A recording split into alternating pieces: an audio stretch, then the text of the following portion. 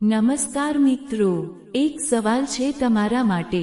શું તમે ક્યારેય વિચાર્યું છે કે કેટલાક લોકોનો દિવસ ખૂબ સારો કેમ જાય છે, જ્યારે કેટલાક લોકોનો દિવસ શરૂઆતથી જ ખરાબ થઈ જાય છે?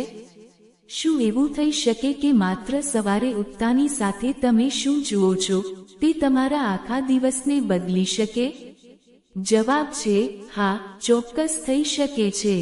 અને આ માત્ર માન્યતા નથી, પરંતુ આપણા ઋષિ મુનિઓએ હજારો વર્ષ પહેલા આ વાતને સમજાવી છે. કહેવાય છે કે સવાર પડી એટલે નવો જન્મ થયો. એટલે કે દરેક સવાર આપણા માટે એક નવી તક છે, નવું જીવન, નવી શરૂઆત. પરંતુ પ્રશ્ન એ છે કે શું આપણે આ નવી શરૂઆતને યોગ્ય રીતે અપનાવીએ છીએ? ઘણીવાર આપણે સવારે ઉઠતાની સાથે જ મોબાઈલ હાથમાં લઈએ છીએ, નેગેટિવ સમાચાર જોઈએ છીએ અથવા ઉતાવળમાં દિવસ શરૂ કરીએ છીએ. અને પછી આખો દિવસ અશાંતિ, તણાવ અને નિરાશામાં પસાર થાય છે. શું તમે ક્યારેય ધ્યાન આપ્યું છે કે દિવસની શરૂઆત જેવી થાય છે, આખો દિવસ પણ મોટા ભાગે એવો જ પસાર થાય છે? મિત્રો, આપણા શાસ્ત્રો કહે છે કે સવારે ઉઠતાની સાથે આપણે જે પ્રથમ દર્શન કરીએ છીએ તે સીધો આપણા મન, વિચાર અને ભાગ્ય પર અસર કરે છે. જો તમે દિવસની શરૂઆત સકારાત્મક રીતે કરો છો તો આખો દિવસ સકારાત્મક બને છે. અને જો શરૂઆત ખોટી થાય તો આખો દિવસ ગડબડ થઈ શકે છે.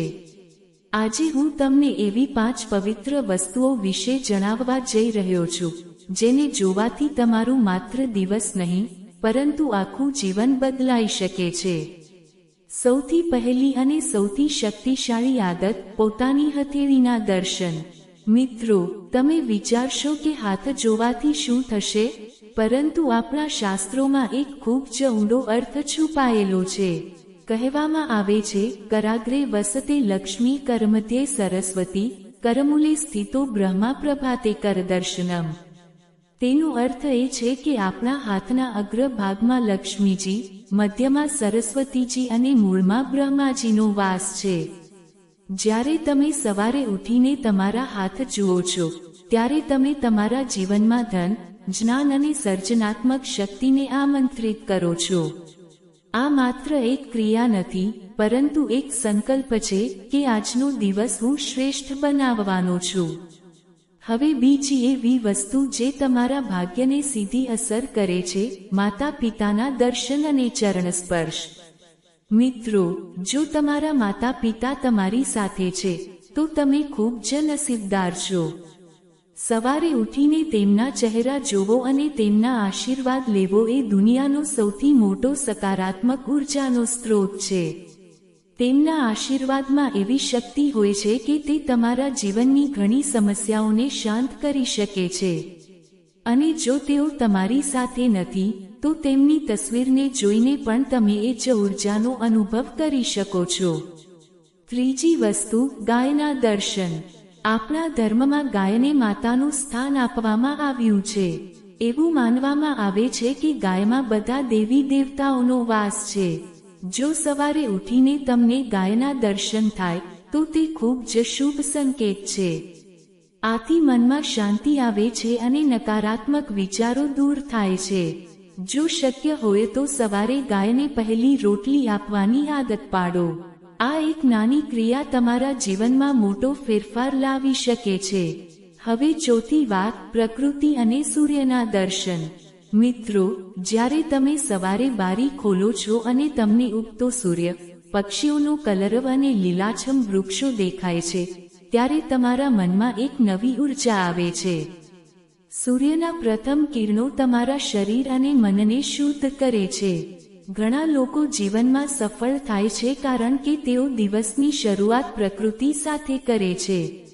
માત્ર 5 મિનિટ સૂર્યના દર્શન કરવાથી તમારું આત્મવિશ્વાસ અને ઉર્જા બંને વધી શકે છે. અને હવે 5મી અને સૌથી ખાસ વાત, ઈષ્ટદેવના દર્શન. મિત્રો, સવારે ઉઠતાની સાથે ભગવાનના દર્શન કરવાથી મનમાં શાંતિ અને વિશ્વાસ આવે છે. તમે જે ઈશ્વરમાં માનતા હો તેમની સુંદર અને હસતી તસવીર એવી જગ્યાએ રાખો કે ઉઠતાની સાથે જ તમારી નજર પડે. આથી તમારા મનમાં સકારાત્મકતા આવે છે અને દિવસની શરૂઆત પવિત્ર બની જાય છે. પણ એક મહત્વની વાત, સવારે ઉઠતાની સાથે અરીસો જોવાનું ટાળો. કારણ કે તે સમયે આપણા ચહેરા પર ઊંઘ અને આળસની અસર હોય છે, જે આપણામાં નકારાત્મક ભાવના લાવી શકે છે. તેથી પહેલા મોઢું ધોઈને, તાજગી મેળવીને પછી જ અરીસો જોવો જોઈએ. મિત્રો, આ બધું સાંભળીને તમને લાગશે કે આ નાની નાની વાતો છે, પરંતુ સાચું એ છે કે જીવનમાં મોટા ફેરફાર નાની આદતોથી જ આવે છે. જો તમે માત્ર 5 મિનિટ તમારી સવારને સુધારી લો, તો તમારા બાકીના 23 કલાક આપોઆપ સુધરી જશે. આજે જ નક્કી કરો કે તમે સવારે ઉઠતાની સાથે મોબાઈલ નહીં, પરંતુ તમારી હથેળી જુઓ છો. તમે નકારાત્મક વિચારોથી નહીં, પરંતુ સકારાત્મક ઉર્જાથી દિવસની શરૂઆત કરો છો. કારણ કે જેમ સવાર હશે, તેમ જ તમારું ભવિષ્ય બનશે. હવે તમે કહો, તમે સવારે ઉઠીને સૌથી પહેલા શું જુઓ છો? મોબાઈલ કે આ પવિત્ર વસ્તુઓમાંથી કંઈક? કોમેન્ટમાં સચ્ચાઈથી જણાવજો. જો તમને આ માહિતી ઉપયોગી લાગી હોય, તો વિડીયોને લાઈક કરજો, તમારા પરિવાર સાથે શેર કરજો અને આવી જ જ્ઞાનવર્ધક માહિતી માટે અમારી ચેનલને સબસ્ક્રાઇબ કરવાનું ભૂલતા નહીં. ધન્યવાદ. તમારી દરેક સવાર મંગલમય બને અને તમારું જીવન હંમેશા પ્રકાશથી ભરેલું રહે.